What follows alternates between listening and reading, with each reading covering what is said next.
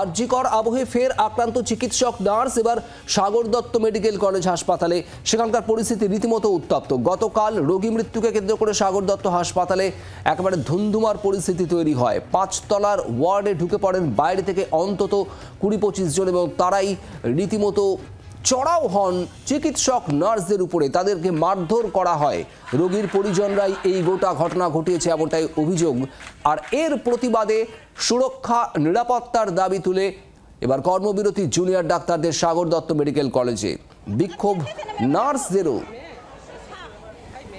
বরুণ সেনগুপ্ত আমাদের প্রতিনিধি রয়েছেন আমাদের সঙ্গে। বরুণ, সব মিলিয়ে এই মুহূর্তে কি পরিস্থিতি সাগর দত্ত মেডিকেল কলেজে? দেখো, এই সব মিলিয়ে কিন্তু এই মুহূর্তে সাগর দত্তের পরিস্থিতি কিন্তু আবারও কিন্তু উত্তপ্ত হয়ে উঠেছে। এবার কিন্তু শুধু জুনিয়র ডাক্তাররা না, এবার কিন্তু নার্সরাও কিন্তু বিক্ষোভে নেমেছে।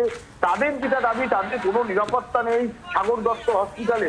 কালকে যখন মব যখন উপরে উঠে গেল, সেই সময় কিন্তু একেবারেই তারা যখন কর্তব্যরত অবস্থায় ছিলেন, সেই সময় তাদেরকেও তাদের 3 জনকে মারধর করা হয়। থালা এবং যেসব সরঞ্জাম থাকে মেডিকেল, সেই সব সরঞ্জাম দিয়ে তাদের মারধর করা হয়। তারা আতঙ্কের মধ্যে রয়েছেন। যদিও তারা কাজ বন্ধ করেননি, কিন্তু তারা বিক্ষোভ দেখাচ্ছেন এমএসডিপির ঘরের সামনে। এমএসডিপিও কিন্তু তিনিও যেটা জানাচ্ছেন, তিনিও বারবার করে সে প্রশ্ন তুলছেন সেই একই নিরাপত্তা নিয়ে।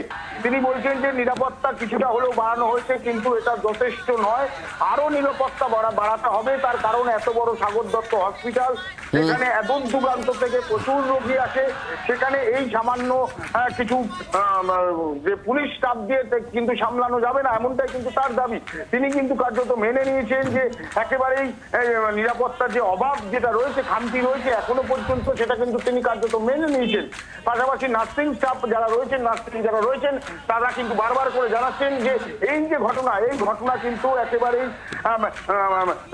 যে তাদের পক্ষে তাদের যে মাধ্যম।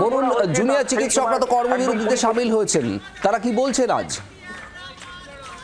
একেবারে তাদের যেটা দাবি হচ্ছে, তারা কিন্তু বারবার করে যেটা বলছেন যে তাদের বেশ কিছু দাবি রয়েছে। যেমন তারা দীর্ঘদিন ধরে তাদের যে ওয়াশরুম, সেই ওয়াশরুম নেই, তাদের চেঞ্জিং রুম নেই, এমনকি তাদের কোনো সময় তারা নিরাপত্তাহীনতায় সবসময় ভোগ করে, কারণ তারা নিরাপদ নয় এই হসপিটালের ভেতর, এমনটা কিন্তু তারা বারবার করে বলছেন।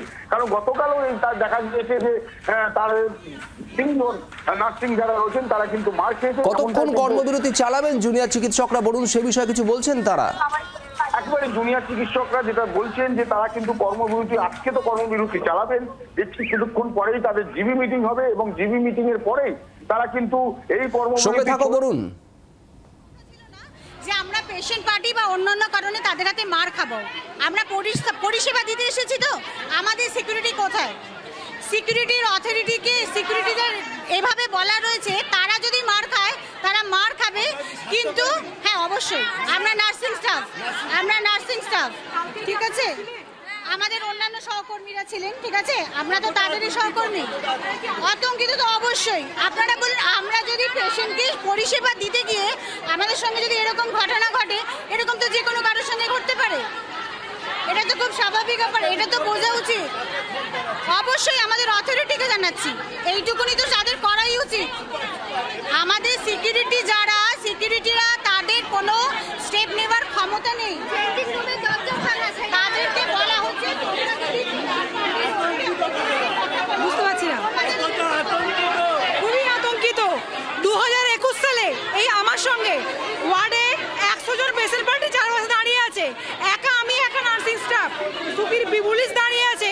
পেশেন্ট পার্টি এসে আমাকে স্ল্যাং ল্যাঙ্গুয়েজ বলেছে, ডাক্তারের নাম জিজ্ঞাসা করেছে, ডাক্তারের নাম আমাকে জানা ছিল না।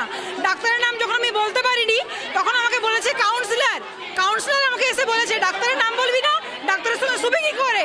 তারপরের দিন এসে আমি অথরিটিকে জানিয়েছি, আমাদের অথরিটি আমাকে বলছে তুমি কিছু বলনি তো, কাউন্সিলরকে তুমি কিছু বলনি তো। কাকে এনেছি 7 দিন আমি ঘুমোতে পারিনি। আমাদের থ্রেড কালচার আমাদের অথরিটি কোনোদিনও আমাদের এনএসএ স্টেপ নেয় না। কাউন্সিলরের নাম আমার মনে নেই ওতে, কিন্তু আমরা লিখিত দিয়েছি, তার এগেইনস্টে কোনো স্টেপ এখনো অবধি হয়নি।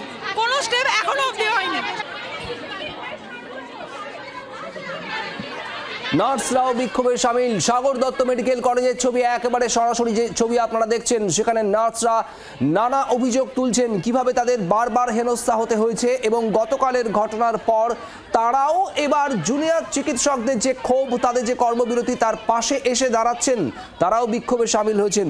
বরুণ, ঠিক এই জায়গাতেই জানতে চাইবো, বেশ কিছু নার্স তারা তাদের অভিজ্ঞতার কথা জানাচ্ছিলেন এবং তারা যা বলছেন সে তো ভয়াবহ এবং বিভিন্ন সময় নানাভাবে তারাও থ্রেট, হুমকির সম্মুখীন। এটাই কিন্তু সবচেয়ে বড় প্রশ্ন যে তারা কিন্তু নার্সিং স্টাফ, তারা কিন্তু বিভিন্ন সময় এই থ্রেট, যে থ্রেট কালচারের কথা বারবার করে বলা হচ্ছে, একেবারেই তারা কিন্তু সেই থ্রেট বিভিন্ন রোগীর যে আত্মীয় রয়েছেন বা এখানকার লোকাল যে কাউন্সিলর রয়েছেন তাদের কাছ থেকেও কিন্তু এই ধরনের থ্রেটনিং বা এই ধরনের যে ভয় দেখানো, সেই পরিবেশ কিন্তু এই হসপিটাল জুড়ে রয়েছে এবং নার্সরাও তার থেকে। বরুণ, কোথাও কি নার্সরাও আজ কর্মবিরতিতে সামিল হচ্ছেন, সেরকম কিছু বলেছেন তারা? না, নার্সরা কর্মবিরতিতে সামিল হচ্ছেন না, তারা কাজ চালিয়ে যাবেন এবং পাশাপাশি তারা আন্দোলন চালিয়ে যাবেন। কারণ যেহেতু নার্স, তারা যেহেতু কাজ বন্ধ করতে পারে না, ঠিক সেই কারণে তারা কাজ করবেন, কিন্তু কাজের পাশাপাশি এমএসডিপি ঘরের সামনে তারা জমায়েত হয়েছেন এবং বিভিন্ন সময় তারা আন্দোলন চালিয়ে যাবেন, কিন্তু কাজ তারা বজায় রাখবেন। কারণ যেহেতু তারা পরিষেবা দেন, সেই পরিষেবার থেকে তারা সরে আসতে পারেন না, ঠিক সেই কারণে তারা কিন্তু কাজ চালিয়ে যাবেন। সব মিলিয়ে উত্তপ্ত পরিস্থিতি সাগর দত্ত মেডিকেল কলেজ হাসপাতালে। বরুণ, তুমি নজর রাখো পরিস্থিতির উপর। বাংলার আওয়াজ, বাঙালির আবেগ, জি 24 ঘন্টা।